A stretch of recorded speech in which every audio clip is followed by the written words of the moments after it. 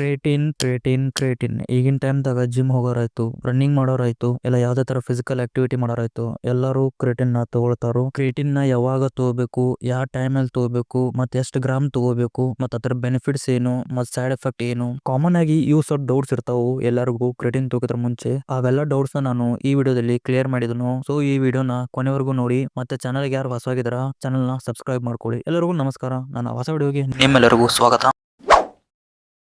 First point ಇಲ್ಲಿ ನಾವು creatine ಅಂದ್ರೆ ಏನು ನೋಡೋಣ. ಕ್ರಿಯೇಟಿನ್ ಒಂದು ನ್ಯಾಚುರಲ್ ಸಪ್ಲಿಮೆಂಟ್, ಅದು ನಿಮಗೂ ಗೊತ್ತು, ನನಗೂ ಗೊತ್ತು. ಕ್ರಿಯೇಟಿನ್ ನೀವು ತಿನ್ನೋ ಊಟ ಏನು ತಿಂತಿರಲ್ಲ, ಊಟ ನ್ಯೂಟ್ರಿಯೆಂಟ್ಸ್ ಇರುತ್ತಲ್ಲ, ಆ ನ್ಯೂಟ್ರಿಯೆಂಟ್ಸ್ ಇಂದ ಕ್ರಿಯೇಟಿನ್ ಪ್ರೊಡ್ಯೂಸ್ ಆಗುತ್ತೆ. ಹೆಂಗಂತಂದ್ರೆ ನೈಟ್ರೋಜನ್ ಮತ್ತು 3 ಅಮಿನೋ ಆಸಿಡ್ ಸೇರಿ ನಮ್ಮ ಬಾಡಿ ಕ್ರಿಯೇಟಿನ್ ಪ್ರೊಡ್ಯೂಸ್ ಮಾಡುತ್ತೆ. 3 ಅಮಿನೋ ಆಸಿಡ್ಸ್ ಯಾವ ಅಂತಂದ್ರೆ ಆರ್ಜಿನಿನ್ ಆಗಿರ್ಬೋದು, ಗ್ಲೈಸಿನ್ ಆಗಿರ್ಬೋದು, ಮತ್ತು ಮೆಥಲೈನ್ ಆಗಿರ್ಬೋದು. ಆ 3 ನಮ್ಮ ಬಾಡಿ ಕ್ರಿಯೇಟಿನ್ ಪ್ರೊಡ್ಯೂಸ್ ಮಾಡುತ್ತೆ.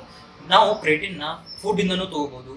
ಯಾವ ಫುಡ್ ಅಂತಂದ್ರೆ ಚಿಕನ್ ಆಗಿರ್ಬೋದು, ಫಿಶ್ ಆಗಿರ್ಬೋದು, ಮತ್ತು ನಾನ್ ವೆಜ್ ಇಂದ ನಾವು ಬೇಕಾದ ನಾನ್ ವೆಜ್ ಇಂದ ನಾವು ಕ್ರಿಯೇಟಿನ್ ತಗೊಳ್ಬಹುದು. ಜಿಮ್ ಹೋಗೋರಿಗೆ ನಮ್ಮ ಬಾಡಿ ಪ್ರೊಡ್ಯೂಸ್ ಮಾಡೋ ಕ್ರಿಯೇಟಿನ್ ಲೆವೆಲ್ ಸಫಿಷಿಯೆಂಟ್ ಆಗಲ್ಲ. ಅದಕ್ಕೆ ನಾವು ಕ್ರಿಯೇಟಿನ್ ಸಪ್ಲಿಮೆಂಟ್ ಇಂದ ತಗೊಂಡ್ರೆ ನಮಗೆ ಬಹಳ ಬೆನಿಫಿಷಿಯಲ್ ಆಗಿರುತ್ತೆ.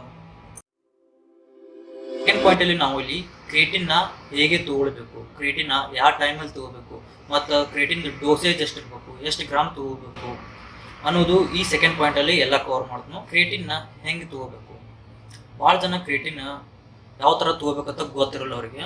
ಕ್ರಿಯೇಟಿನ್ ನೀವು ಒಂದು ಹೈ ಕಾರ್ಬೋಹೈಡ್ರೇಟ್ ಫುಡ್ಡು ಇಲ್ಲಾಂದರೆ ಹೈ ಪ್ರೋಟೀನ್ ಫುಡ್ ಇರುತ್ತಲ್ಲ, ಅದ್ರ ಜೊತೆ ನೀವು ಕ್ರಿಯೇಟಿನ್ನ ತೊಗೊಂಡ್ರೆ ನಿಮ್ಮ ಬಾಡಿ ಈಸಿಲಿ ಅಬ್ಸರ್ವ್ ಮಾಡ್ಕೊಳ್ಳುತ್ತೆ ಕ್ರಿಯೇಟಿನ್ನ. ಫಾರ್ ಎಕ್ಸಾಂಪಲ್ ಕಾರ್ಬೋಹೈಡ್ರೇಟ್ಗೆ ನೀವು ಓಟ್ಸ್ ತೊಗೋಬೋದು, ಚಪಾತಿ ತೊಗೋಬೋದು, ರೈಸ್ ತೊಗೋಬೇಕು. ಆ ಕಾರ್ಬೋಹೈಡ್ರೇಟ್ ಸೋರ್ಸಿಂದ ನೀವು ಕ್ರಿಯೇಟಿನ್ ತೊಗೊಂಡ್ರೆ ನಿಮ್ಮ ಬಾಡಿ ಈಸಿಲಿ ಅಬ್ಸರ್ವ್ ಮಾಡ್ಕೊಳ್ಳುತ್ತೆ ಕ್ರಿಯೇಟಿನ್ನ. ಪ್ರೋಟೀನ್ ಸೋರ್ಸಲ್ಲಿ ನೀವು ಬೇಕಾದರೆ ಚಿಕನ್ ತೊಗೊಂಡಿರ್ಬೋದು, ಎಗ್ ತೊಗೊಳ್ಳಿ, ಇಲ್ಲಾಂದರೆ ಫಿಶ್ ಆದ್ರೂ ತೊಗೊಳ್ಳಿ. ಇವು 3 ಪ್ರೋಟೀನ್ ಐಟಮ್ ಇಂದ ಈಸಿಲಿ ಅಬ್ಸರ್ವ್ ಮಾಡ್ಕೊಳತ್ತ ನಿಮ್ಮ ಬಾಡಿ. ಮತ್ತು ಇದೊಂದು ಕ್ವಶನ್ ನನಗೆ ಭಾಳ ಜನ ಕೇಳ್ತಾರೋ, ಕ್ರಿಯೇಟಿನ್ ಹಾಲಲ್ಲಿ ತಗೋಬಹುದಾ? ಕ್ರಿಯೇಟಿನ್ ನೀವು ಹಾಲಲ್ಲಿ ತಗೋಬಹುದು, ನಡೆಯುತ್ತೆ, ಏನಾಗಲ್ಲ. ಬಟ್ ಫ್ಲೇವರ್ಡ್ ಕ್ರಿಯೇಟಿನ್ ಇರ್ತಾವಲ್ಲ, ಅವನ್ನ ಹಾಲಲ್ಲಿ ತಗೋಕೋಬೇಡಿ, ಹಾಲು ಟೇಸ್ಟ್ ಕೆಟ್ಟೋಗಿರುತ್ತೆ. ನೀವು ಫ್ಲೇವರ್ಡ್ ಕ್ರಿಯೇಟಿನ್ ಬೇಕಾದ್ರೆ ನೀರಲ್ಲಿ ಹಾಕೊಂಡು ತಗೊಳ್ಬಹುದು. ಮತ್ತು ಇನ್ನು ಸ್ವಲ್ಪ ಜನ ಕೇಳ್ತಾರೆ ಎಷ್ಟು ನೀರಲ್ಲಿ ಕುಡಿಬೇಕು ಅಂತ. ನೀರು ಮ್ಯಾಟರ್ ಆಗಲ್ಲ, ನೀವು ಬೇಕಾದಷ್ಟು ನೀರು ಹಾಕೊಂಡು ಕುಡಿಬಹುದು. 200 ml ಅವ್ರು ಹಾಕೊಳ್ಳಿ, 500 ml ಅವ್ರು ಹಾಕೊಳ್ಳಿ. ಅದ್ರ ಪವರ್ ಎಷ್ಟು ಇರುತ್ತಲ್ಲ, 3 ಗ್ರಾಮ್ ಕ್ರಿಯೇಟಿನ್ ಸಿಗ್ಬೇಕಂದ್ರೆ 3 ಗ್ರಾಮ್ ಕ್ರಿಯೇಟಿನ್ ಅಷ್ಟೇ ಸಿಗುತ್ತೆ. ನೀವು ಜಾಸ್ತಿ ನೀರು ಹಾಕೊಂಡ್ರೆ ಕ್ರಿಯೇಟಿನ್ ಪವರ್ ಕಡಿಮೆ ಆಗುತ್ತೆ ಅಂತ ಅನ್ಕೊಳಕ್ ಹೋಗ್ರಿ. ಮತ್ತೆ ಕ್ರಿಯೇಟಿನ್ ಯಾವ ಟೈಮಲ್ಲಿ ತಗೋಬೇಕು, ಕ್ರಿಯೇಟಿನ್ ನೀವು ಫ್ರೀದಲ್ಲಿ ತಗೋಬಹುದು, ಇಲ್ಲಾಂದ್ರೆ ನೀವು ಪೋಸ್ಟ್ ಅಲ್ಲಿ ತಗೋಬಹುದು. ಅಂದ್ರೆ ನೀವು ಕ್ರಿಯೇಟಿನ್ ವರ್ಕೌಟ್ ಮುಂಚೆನೂ ತಗೋಬಹುದು, ವರ್ಕೌಟ್ ಆದ್ಮೇಲೂ ತಗೋಬಹುದು.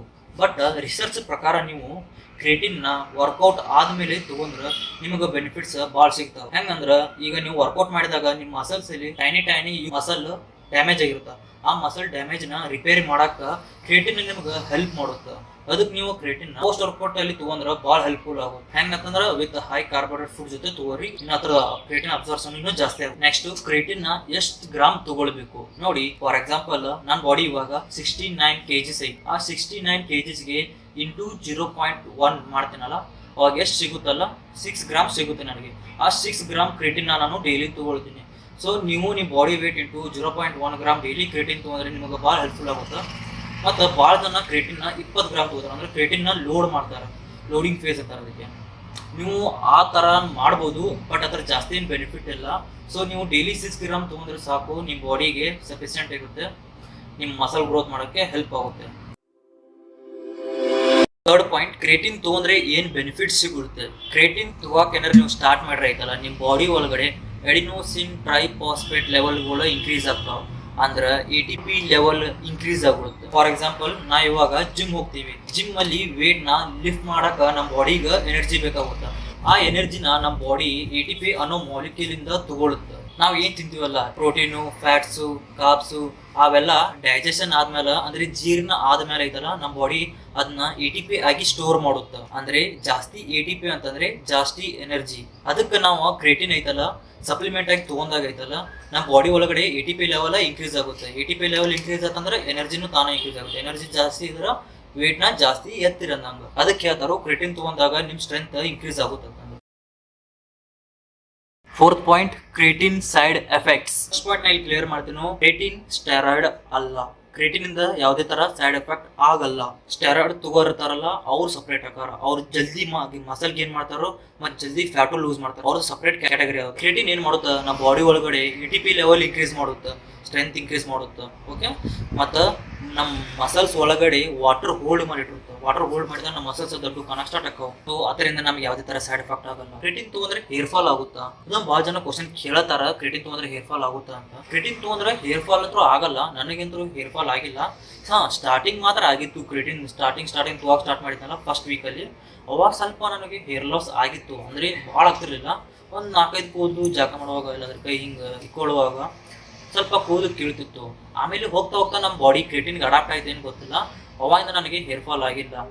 ಸೊ ನಿಮ್ಮ ಜೆನೆಟಿಕ್ಸ್ ಮೊದಲಿಂದನೂ ವೀಕ್ ಇದ್ರೆ ಅಂದ್ರೆ ಫಾರ್ ಎಕ್ಸಾಂಪಲ್ ನಿಮ್ಮ ಫಾದರ್ ಹೇರ್ಲೈನ್ ಏನಾದರೆ ಕಡಿಮೆ ಹಿಂದೆ ಹೋಗಿತ್ತಂದರೆ ನಿಮ್ಮ ಹೇರ್ಲೈನು ಹಿಂದೆ ಹೋಗೋ ಚಾನ್ಸಸ್ ಇರುತ್ತೆ.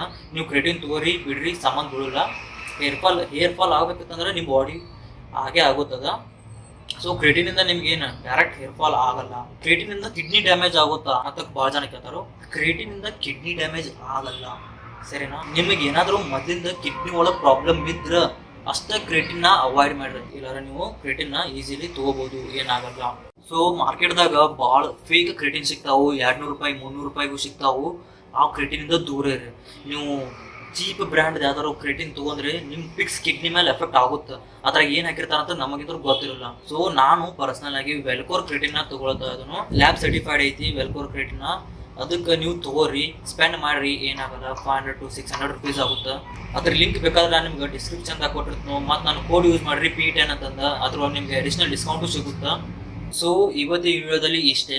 ಈ ವಿಡಿಯೋದಾಗ ನಿಮ್ಗೆ ಕ್ರಿಟಿನ್ ಬಗ್ಗೆ ಎಲ್ಲ ಡೌಟ್ಸ್ನು ಕ್ಲಿಯರ್ ಮಾಡಿದ್ದೀನಿ ಅಂತ ಅನ್ಕೋತೀನಿ. ಈ ವಿಡಿಯೋ ನಿಮ್ಗೆ ಇಷ್ಟ ಆದಲ್ಲಿ ಒಂದು ಲೈಕ್ ಮಾಡಿ, ಥಮ್ಸ್ ಅಪ್ ಕೊಡಿ, ಮತ್ತು ಚಾನಲ್ಗೆ ಯಾರು ಹೊಸವಾಗಿದ್ದೀರಾ ಸಬ್ಸ್ಕ್ರೈಬ್ ಮಾಡ್ಕೊಳ್ಳಿ, ಮತ್ತು ಈ ವಿಡಿಯೋನ ಯಾರಾದರೂ ನಿಮ್ಮ ಫ್ರೆಂಡ್ ಜೊತೆಗೆ ಶೇರ್ ಮಾಡಿ. ಸೊ ನೆಕ್ಸ್ಟ್ ವಿಡಿಯೋದಲ್ಲಿ ಸಿಗ್ತೀನಿ. ಅನ್ಕೋಮಟ, ಬಾಯ್.